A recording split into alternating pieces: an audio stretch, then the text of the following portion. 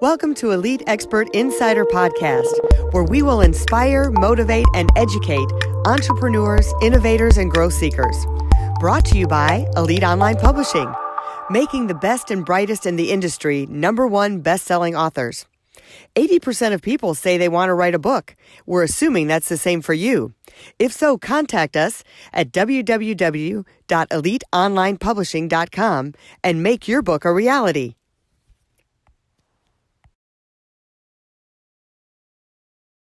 Hey, Melanie Johnson here with another great podcast for you on Elite Expert Insider. Hey, Jen Foster, how are you doing today? Doing wonderful. It's a great day. Good. Well, we have an excellent guest for you today. We're going to learn about business. We have one of the top women entrepreneurs in business in Utah today. But first, I want to remind you to subscribe to this podcast. We love hearing from you. Leave us a note, leave us a message, and share it with your friends because you get great content here. And as you know, Jen and I own Elite Online Publishing, where we make people #1 best-selling authors. We believe that every business has a story to tell, and we have what you need to tell it. And we have one of our great books of our many 1,400 books that we have published ourselves. So this one is How to Write Your Life Story and Leave a Legacy. So it gives you a lot of publishing tips in there, as well as over 50 questions inside to kind of get your story started. And one other thing I want to tell you about that I have been using every day is one of our elite planners. So we make these with different covers, but inside you write your goals down in the morning, at night, your targets, your successes. I got to tell you, I've been using this diligently, really good since the first of the year, and it has made a huge difference. So we have different covers. Look for Elite Planners on Amazon. So Lisa Holmes, excuse me, is our guest today. She owns an advertising agency, the Holmes Agency. Holmes Co. is what it's called. She's going to tell us a little bit about herself. Lisa, welcome. Hi, thanks for having me. It's really good to meet you guys. So Lisa, start off by telling us kind of your background, where you came from and how you got into this business. Well, it was really quite a roundabout way. I've always kind of had this entrepreneurial spirit, and it started when I was very young. My father owned an accounting firm, and he took me to work with him a lot. And so I learned a lot about business. And when I was in junior high, I started my first business.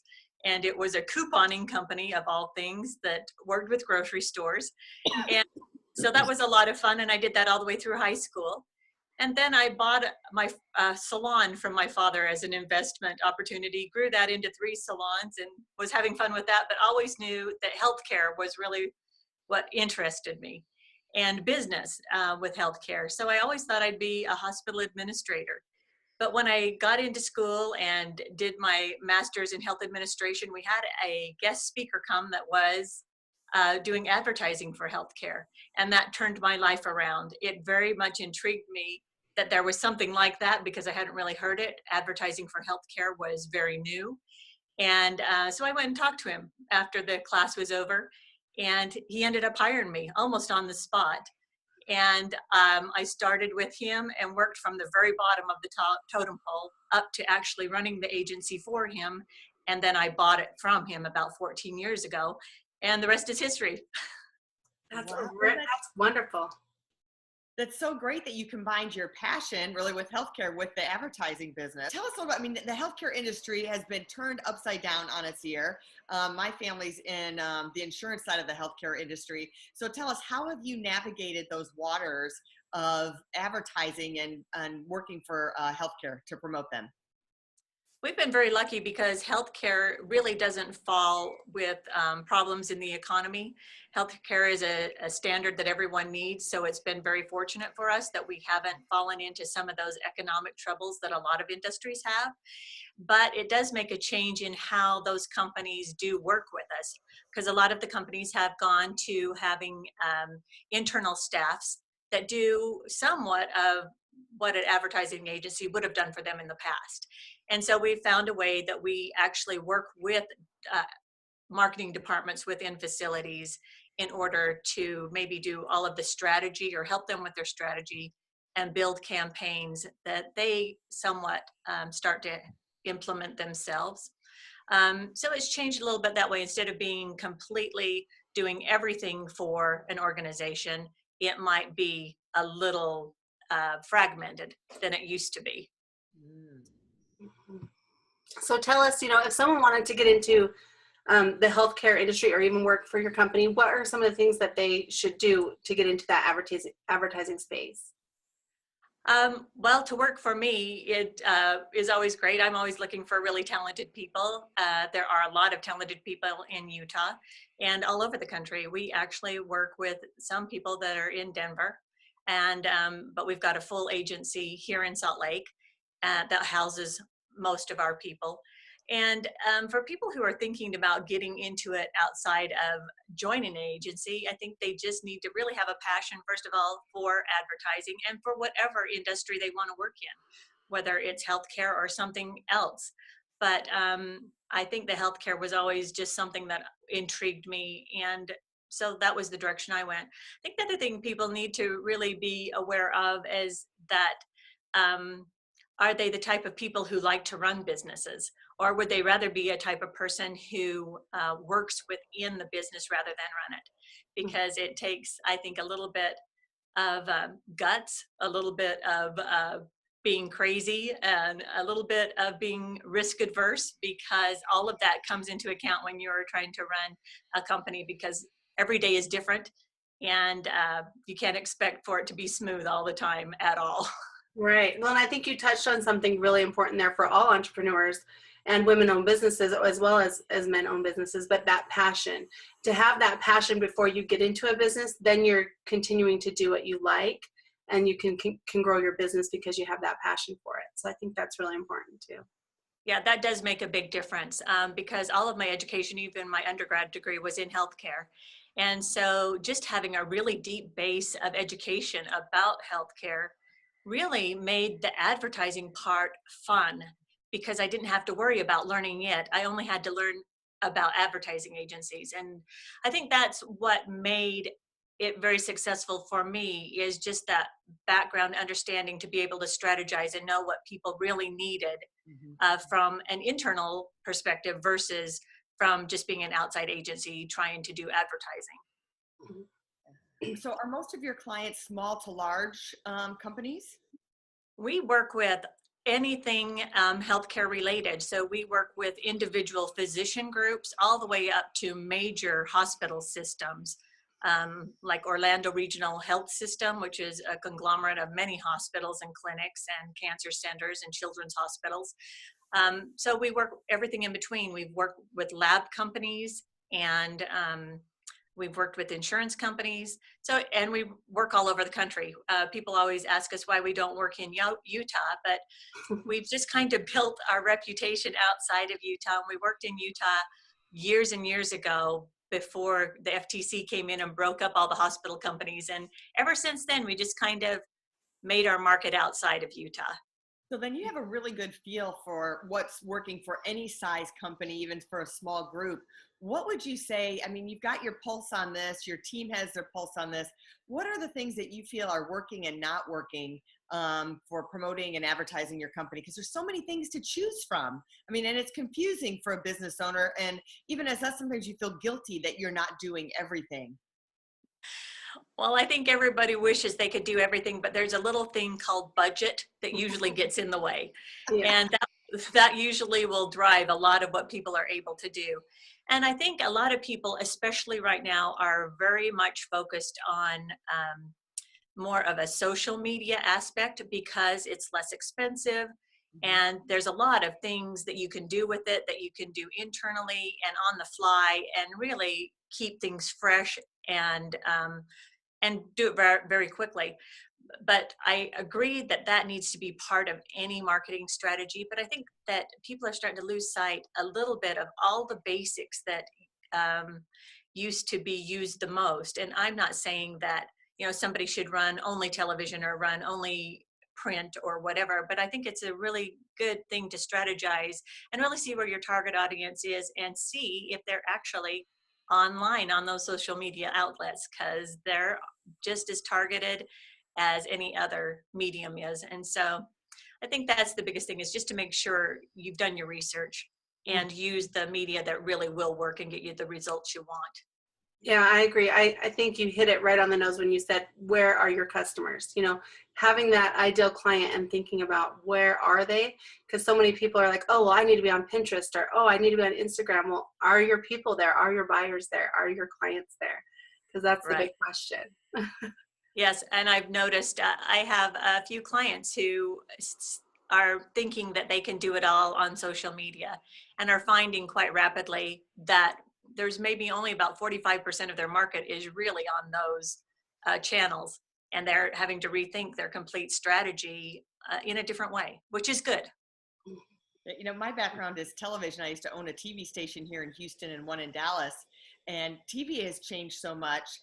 And I would steer people almost away from TV, but now it's like, well, you can get really good deals on TV and cable now. So maybe if you're really specific, then there is a market for that. Like kind of going back, I want to almost call TV as old school, but it's kind of coming back around like writing a handwritten note. People are like, no one writes a handwritten note anymore. It kind of makes you different versus before you were like everybody else.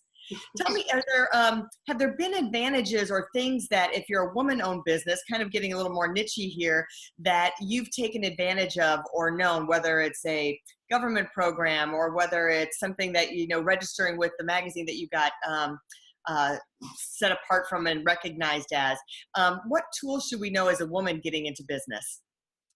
I think some of the things that you really touched on, the Utah Business Magazine has been a great outlet for us because it always does a focus on women-owned businesses. It gives you an opportunity to actually put your company out there in that respect. And I think people in Utah, women-owned businesses help each other. They like to associate with each other and give each other as much support as possible because sometimes it's hard to feel like you're out there by yourself. The other thing is there's a lot of financial institutions that will have special programs or financing available for women-owned businesses. As far as government programs, I've done a little bit of that, but we kind of are in a niche area also where I haven't really found that to be appropriate for us. We actually registered with the state of Utah under Utah women-owned businesses also, and found that it just wasn't the right market for us. And so I think there's probably a lot of opportunities available maybe for women who are looking more generally, but for us particularly, that has not been as much of a benefit. That's good to know because to sign up for that, it's really time consuming. You have to go through a lot of paperwork and all that stuff. And you wonder, well, am I going to get extra business from it? So it's interesting to hear for your particular business that it wasn't really something that was fruitful for you. Right. And there's other organizations to sign up for women owned business. And you have to be kind of careful because you'll find out they'll put this whole spiel to you and you think that you're getting into something that's going to be very advantageous. And then they'll say, but the subscription cost is, Right. and then I usually know that it's something that probably isn't going to be that beneficial. They're just looking for a revenue source. And that happens a lot. And I think that's something to watch out for. For sure. Well, tell us, I know your niche is the healthcare industry. What is trending around right now in advertising? Like, what is the main thing that you think gets the most results out of all the different advertising mediums? Oh, that's a really hard one. Because like I mentioned before, I'm really an advocate of using all types of media to get enough reach and frequency to make a difference. Mhm. And so I would not say one completely. I know print media is kind of going to the wayside a little bit, but I would like to see that come back around a little bit more. I think that's a very good place to be able to get messaging out that you can't do in social media as easy. You need a lot more time, and TV is excellent for that, and so is radio. And that's why I say I think people have been short-sighted a little bit by just saying I'm just going to do social media because it's quick, easy, and cheaper. Because I don't think that they're really spending their dollars as well as they could. Yeah.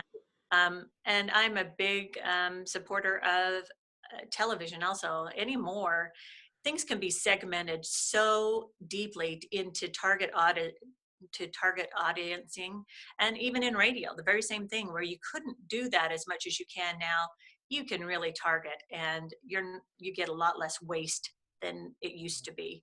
So I really believe that it should be a full scope of media and not just one, unless it's something very, very targeted that will work. If you're talking to 18 to 30-year-olds, yeah, Instagram's going to be a really good place to be. Right. So Well, I love what you, yeah. Well, I love what you said about print too, because, brochures and other types of advertising you can do with print. I mean, we're in the book publishing business, so having that physical book that people can hold. I mean, I think it's great, that print part of it, because even though our company name is online publishing, we have to have that print part to it, because it's the physical, right? Everything else is so virtual nowadays. And I think that's really, really good what you were saying about having, all different kinds of advertising and not just using one thing or two things. Right. And I'm with you. Everything has gone so digital and electronic. It's really, I think we're losing sight of the physical aspect of things, that things really do have to be created. And they're always in a tangible sense before they ever get to a digital sense. And I think sometimes when people just see it all digitally, they kind of forget how much work went into Right. that particular product. Right. We tell people, people will throw a flyer away or a brochure away, but they never throw a book away. They'll keep it, they keep it on their desk, they put it in their bookshelf, or they give it away to somebody, but they'll never throw it away. So I say there's a much higher perceived value with that. So you've had this successful company, I think you said for over 15 years now.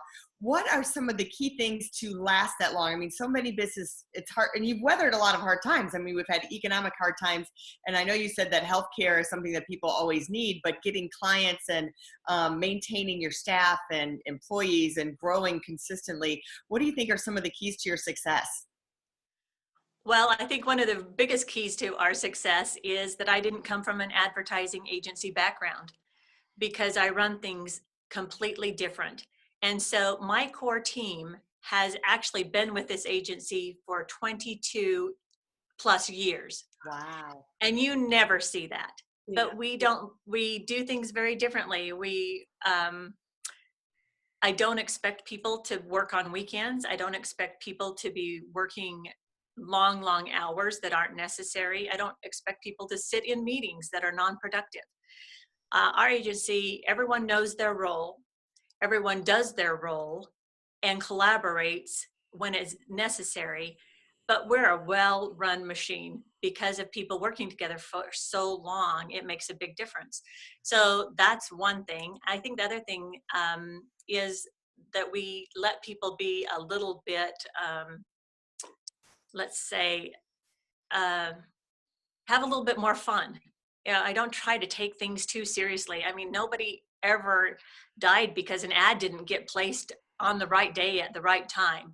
And there's, perspective to be kept. Of course, we want our clients to be super happy about everything we do, but we also want to keep the people who work with us and for us happy, and that makes for long-term success. And the people that have worked for me forever have made the company successful, and they're very good at what they do. And that really is the backbone, is being able to have people that you trust and that they trust you, and that they will do good work for you for a long time, period of time. And I think the other thing probably is, like I said before, healthcare is a sustainable product that people always need. And that has been beneficial for us also. Well, I like what you said about how you've run it differently than most advertising agencies. And I think that comes a lot with having that open-mindedness and having that mindset that you can create things. So I love that's what you guys do. So what would you tell someone that's just getting started in their business, maybe a smaller business that has a small budget? What would you tell them to do with marketing or advertising to get started? What would you suggest for them? Probably to network. Mm-hmm. And I'm a terrible networker. I'll say that right up front. And I think a lot of that's because we haven't worked in Utah, and we've always had a really good word of mouth for our agency, and have never really had to go out looking for business, Mm-hmm. which has been very nice. Very But unusual. networking is networking is huge. And all states and all cities have chambers of commerce that you can join and network through those. And a lot of them have women organizations that you can network through, and industry organizations. I belong to probably 4 different big healthcare organizations where you can, get meet with people and really let people know what you do. And I think another thing is getting in front of people, being a speaker at an event, and just becoming kind of an expert in your field. All of those things will definitely drive people to search you out and look for what you can do for them. Great advice. Well, tell us where people can find you. We're here in Salt Lake, and our phone number is 801-355-2211. And we're on the web at holmesco.com. That's HOLMESCO.com. That's great. I'll put the link up at the bottom. And quickly just tell everyone some of the services you offer. I know you're an advertising agency, so you do all marketing and advertising, but maybe just list off a couple so that we know what kind of services you offer. Okay, well, we're a full agency. We do everything from print media to television. We do that all in-house. We do not farm that out. One of our biggest projects that we love to do is new resident campaigns to try to get people who are just moving into an area comfortable and into an organization that can be beneficial for them. And also we do a lot of market research that is very fun and drives and should be driving a lot of people's business, and a lot of business to consumer marketing. But those were probably the things we love to do, but we do everything. Great. Thank you so much for being on our show today, Lisa. Yeah. Well, I really appreciate the time. It's really been fun to get to know both of you and to be able to talk a little bit about something I have a real passion for. Yeah, we appreciate it. So thank you. Make sure you check out Lisa, check out her website. And if you're in the medical field, please reach out to her. She does a fantastic job. Again, she's been honored in Utah as one of the top business women there. So we want to remind you to subscribe to our podcast, share it with other people, and we'd love to hear from you. Leave a comment. If you're interested in writing a book for your business to promote your business, or you're just a writer in general, we would love to help you publish your book and make you a #1 bestseller. And check out one of our books on Amazon, How to Write Your Life Story and Leave a Legacy. We'll see you next time here at Elite Expert Insider. Bye. If you'd like to create the most powerful advertising tool for your business, contact us at eliteonlinepublishing.com, where we will help you create, publish, and make your book a #1 bestseller, and show you how to get new leads and more revenue for your business. If you'd like to check us out on our Facebook page, we have a free book for you as our gift. Just go and click Free Book. Remember to subscribe and leave a comment for our podcast. We would love to hear from you.